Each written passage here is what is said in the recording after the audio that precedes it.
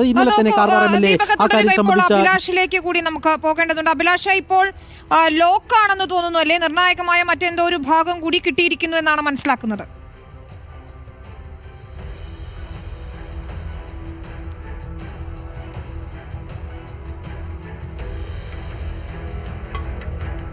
തീർച്ചയായിട്ടും ഇപ്പോൾ ഒരു ലോക്ക് കിട്ടിയിട്ടുണ്ട്. അത് വാതിലൊക്കെ പൂട്ടുന്ന തരത്തിലുള്ള ലോക്കാണ്. അതോടൊപ്പം തന്നെ ചില ഇരുമ്പ് ഭാഗങ്ങൾ, അതായത് ലോറിയുടെയൊക്കെ മുകളിൽ അടിക്കുന്ന ചില ഇരുമ്പ് ഇതുണ്ട്. ആ രീതിയിലുള്ള ചില സാധനങ്ങൾ കൂടിയാണ് കിട്ടുന്നത്. അത്തരത്തിലുള്ള പ്ലേറ്റുകൾ കൂടി കിട്ടുന്നു. അതായത് നിർണായകമായ ഘട്ടത്തിലേക്ക് തന്നെയാണ്. അതായത് കൂടുതൽ നേരത്തേക്ക് അവിടെ തെരച്ചിൽ നടത്തുകയാണെങ്കിൽ അവിടെ കുറേ കൂടി സാധനങ്ങൾ കിട്ടാൻ സാധ്യതയുണ്ട് എന്നതിൻ്റെ ഏറ്റവും നല്ല സൂചനകൾ തന്നെയാണ് ഇപ്പോൾ ലഭ്യമാവുന്നത്. അതുകൊണ്ട് തന്നെ അവിടെ കേന്ദ്രീകരിച്ചുള്ള ഒരു തെരച്ചിലേക്ക് തന്നെയാണ് പോകുന്നത്. ഇപ്പോൾ പ്രധാനമായും ലഭിച്ചിരിക്കുന്ന രണ്ട് വസ്തുക്കളാണ്. അതൊന്ന് ലോക്കാണ്, മറ്റൊന്ന് ഈ പ്ലാറ്റ്ഫോമിലൊക്കെ അടിക്കുന്ന തരത്തിൽ ഇരുമ്പ് പട്ടയാണ് ഒന്ന് കിട്ടിയിരിക്കുന്നത്. അതോടൊപ്പം തന്നെ മറ്റ് ചില ഭാഗങ്ങൾ കൂടി ലഭിച്ചിട്ടുണ്ട്. പക്ഷേ ആ ദൃശ്യങ്ങളിൽ നമുക്ക് കൃത്യമായി മനസ്സിലാക്കാൻ കഴിയുന്നില്ല. കാരണം കുറേ കൂടി അകലെ ആയതുകൊണ്ട് തന്നെ അതെന്തൊക്കെയാണ് ലഭിച്ചതെന്ന് മനസ്സിലാക്കാൻ കഴിയുന്നത്. ഏതായാലും നിർണായകമായ ഘട്ടത്തിലേക്ക് കടക്കുന്നു. അർജുൻ്റെ ട്രക്ക് ആ ഭാഗത്ത് തന്നെ ഉണ്ടാവാനുള്ള സാധ്യതയിലേക്ക് തന്നെയാണ് ഇപ്പോൾ പോകുന്നത്. ഏതായാലും അതിൻ്റെ ആദ്യഘട്ടം എന്നുള്ള നിലയിൽ ക്രാഷ് ഗാർഡ് ലഭിച്ചിരിക്കുന്നു, ചില തുണിത്തരങ്ങൾ ലഭിച്ചിരിക്കുന്നു, അതോടൊപ്പം തന്നെ ഒരു ബാഗ് ലഭിച്ചിരിക്കുന്നു, അതോടൊപ്പം തന്നെ മറ്റ് ചില ഭാഗങ്ങൾ കൂടി ലഭിച്ചിരിക്കുന്നു.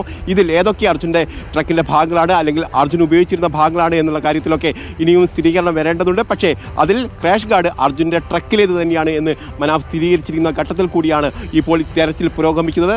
സാധാരണഗതിയിൽ 1 മണിക്ക് ഇവർ ഉച്ചഭക്ഷണത്തിന് പിരിയാറായിരുന്നു പതിവ്. പക്ഷേ ഇതൊരു നിർണായക ഘട്ടത്തിൽ എത്തിയിരിക്കുന്ന ഒരു സാഹചര്യത്തിൽ ഇവർ ഇപ്പോഴും ഈ ഡ്രഡ്ജിംഗ് പ്രവർത്തികളുമായി മുന്നോട്ട് പോകുന്നു എന്നുള്ളതാണ്. കാരണം രാവിലെ 9 മണിക്ക് തുടങ്ങിയ ഡ്രഡ്ജിംഗ് ഇടവേളകളില്ലാതെ തുടരുന്നു എന്നുള്ളത് ആശ്വാസകരമായ ഒരു കാര്യമാണ്. പ്രധാനമായും ഇത് നാവികസേനയുടെ മേൽനോട്ടത്തിലാണ് ഇപ്പോൾ ഈ ഡ്രഡ്ജിംഗ് പ്രവർത്തികൾ നടക്കുന്നത് എന്നുള്ളതുകൊണ്ട് തന്നെയാണ്. ഏതായാലും NDRF സംഘം അവിടെ നിലയുറപ്പിച്ചിട്ടുണ്ട്. അതോടൊപ്പം തന്നെ ഈ ഡ്രഡ്ജിംഗ് പ്രവർത്തികൾ പൂർണ്ണ തോതിൽ തന്നെ ഇപ്പോൾ മുന്നോട്ട് പോകുന്നു. ഒരു പക്ഷേ വെള്ളത്തിൻ്റെ അളവ് കുറഞ്ഞാൽ കുറേ കൂടി നല്ല രീതിയിൽ നല്ല റിസൾട്ടിലേക്ക് പോകാൻ കഴിയുമെന്ന് തന്നെയാണ് ഇപ്പോൾ നമുക്ക് അറിയാൻ കഴിയുന്നത്. അഭിലാഷ്, കൃത്യമായി നേവി മാർക്ക് ചെയ്ത പോയിന്റുകളിൽ ഒന്നിൽ ആണിപ്പോൾ ഇത്തരത്തിൽ ഭാഗങ്ങൾ എന്ന നിലയ്ക്ക് നമുക്ക് ഒരു നേരത്തെ മനാഫ് ഉൾപ്പെടെ ആത്മവിശ്വാസം പ്രകടിപ്പിച്ചിരുന്നത് അതിൻ്റെ ക്യാബിന് കേടുപാട് വരാൻ ഇടയില്ല എന്നതാണ്. പക്ഷേ ഇപ്പോൾ ലഭിക്കുന്നത് ഓരോ വാഹനത്തിൻ്റെ ഓരോ ഭാഗങ്ങളാണ് എന്നത് തന്നെയാണ്. പക്ഷേ എങ്കിലും അതിൽ പ്രതീക്ഷയുണ്ട്. ഈ പോയിന്റ് ഒന്ന് കൃത്യമായി പറയാമോ വൈകിയെത്തിയ പ്രേക്ഷകർക്കായി?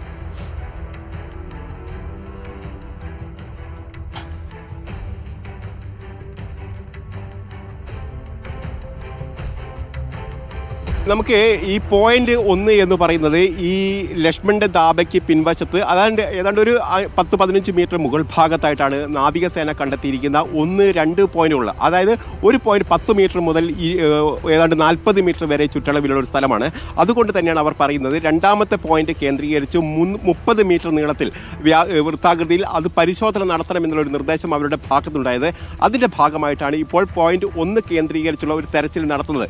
കഴിഞ്ഞ ദിവസം തന്നെ ഈ പോയിന്റ് കേന്ദ്രീകരിച്ച് നടത്തിയ തെരച്ചിലാണ് ഈ വാഹനത്തിൻ്റെ ജാക്കിയും അതോടൊപ്പം തന്നെ ഈ വാട്ടർ കാരിയർ വസ്തുക്കളൊക്കെ കണ്ടെത്തിയത്. പക്ഷേ ആ ഭാഗത്ത് വലിയ തരത്തിലുള്ള ശ്രദ്ധ പുലർത്തിയിരുന്നില്ല എന്നുള്ളതാണ് വസ്തുത.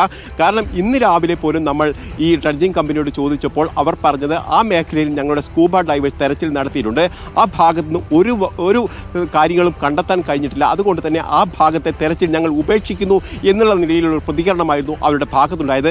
അതിന് പിന്നാലെയാണ് അവർ കോൺടാക്റ്റ് പോയിന്റ് 3-4 എന്ന് പറയുന്ന ഭാഗത്ത്, അതായത് നേരത്തെ കണ്ടെത്തിയിരുന്ന ആ ഡ്രോൺ ഉപയോഗിച്ച് നടത്തിയ പരിശോധന നടത്തിയിരുന്ന 3-4 പോയിന്റുകൾ, അതായത് 165 മീറ്റർ നീളത്തിലും അതോടൊപ്പം തന്നെ മറ്റൊന്ന് 130-35 മീറ്ററോളം നീളത്തിലും വരുന്ന ആ ഭാഗം കേന്ദ്രീകരിച്ചുള്ള ഒരു തെരച്ചിലേക്ക് പോയത്. ആ ഭാഗത്തായിരുന്നു ഈ ടവർ, അതായത് ഇലക്ട്രിസിറ്റി ബോർഡിൻ്റെ ടവർ അടക്കമുള്ള ഭാഗങ്ങളുണ്ടായത്. ആ ഭാഗം കേന്ദ്രീകരിച്ച് ഇന്നലെ നടത്തിയ പരിശോധനയിലാണ് അവിടുന്ന് എല്ലിൻ്റെ കഷ്ണങ്ങൾ കണ്ടെത്തിയത്. ഇത് നമുക്ക് വേണമെങ്കിൽ ദൃശ്യങ്ങൾ നമുക്ക് അങ്ങോട്ട് പോകാൻ കഴിയില്ല. ഏതായാലും ആ ഭാഗത്ത് ഇന്ന് രാവിലെയും തെരച്ചിൽ പുനരാരംഭിച്ചു. പക്ഷേ നാവികസേന ഈ മേഖലയിലേക്ക് എത്തുകയും ഈ ഡ്രഡ്ജിങ്ങിൻ്റെ ദൗത്യം ഏറ്റെടുക്കുകയും അതിന് നിയന്ത്രണം ഏറ്റെടുക്കുകയും ചെയ്തു.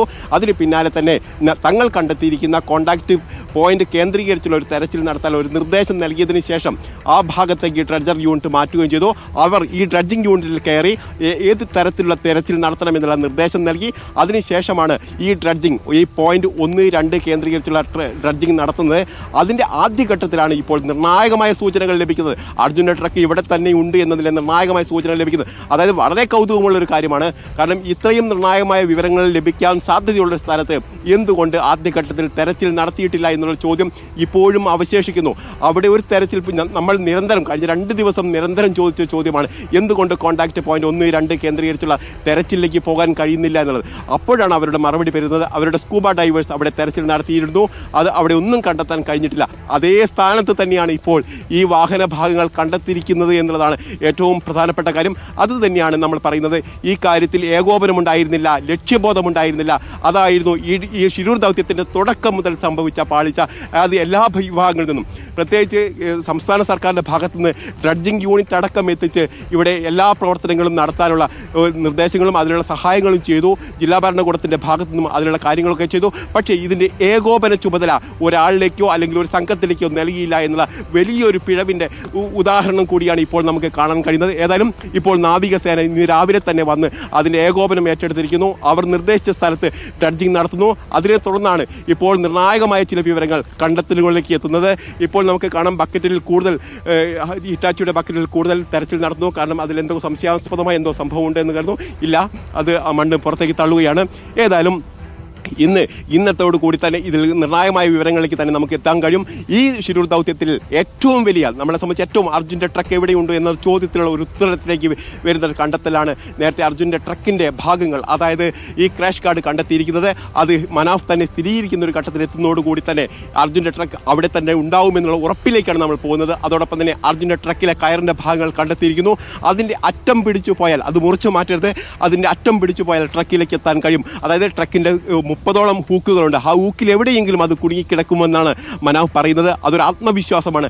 മറ്റൊന്ന്, മനാഫ് നേരത്തെ പറഞ്ഞതുപോലെ, ദീപക് മലയമ്മ പറഞ്ഞതുപോലെ, അത് ട്രക്ക് ഏതെങ്കിലും തരത്തിൽ അതിലെ ക്യാബിൻ സുരക്ഷിതമായി നിൽക്കാനുള്ള ഒരു സാധ്യത പോലും നമ്മൾ കാണുന്നില്ല. പ്രത്യേകിച്ച് നമ്മൾ ഈ ഇലക്ട്രിസിറ്റി ബോർഡിൻ്റെ ഈ ടവർ കണ്ടു. അത് ഇരുമ്പ് കൂടാണ്, പക്ഷേ അത് നുറുങ്ങി കഷ്ണങ്ങളായി പോകുന്നത് നമ്മൾ കണ്ടതാണ്. അതോടൊപ്പം തന്നെ മറ്റൊരു ടാറ്റയുടെ വണ്ടി ഉണ്ടായിരുന്നു, അത് പല കഷ്ണങ്ങളായി ചിതറിക്കിടക്കുന്നത് നമ്മൾ കണ്ടതാണ്. അതിന് സമാനമായ രീതിയിലെങ്കിൽ ഇല്ലെങ്കിൽ പോലും ഏതെങ്കിലും രീതിയിലൊക്കെ ഇത് നഷ്ടപ്പെടാനോ അല്ലെങ്കിൽ മുറിഞ്ഞു പോകാനോ ഒക്കെയുള്ള സാധ്യത ഇപ്പോൾ നിലവിലുണ്ട്. അതിൻ്റെ ഉദാഹരണം കൂടിയാണ് ക്രാഷ് ഗാർഡ് വേർപെട്ട നിലയിൽ നമുക്ക് കണ്ടെത്താൻ കഴിഞ്ഞിരിക്കുന്നത് എന്നുള്ളതാണ്. ഏതായാലും നിർണായക ഘട്ടത്തിലേക്ക് പോകുന്നു. ഉച്ചഭക്ഷണത്തിന് പിരിയാതെയാണ് ഈ ഡ്രഡ്ജിംഗ് യൂണിറ്റ് ഇപ്പോൾ പ്രവർത്തനം മുന്നോട്ട് കൊണ്ടുപോകുന്നത്.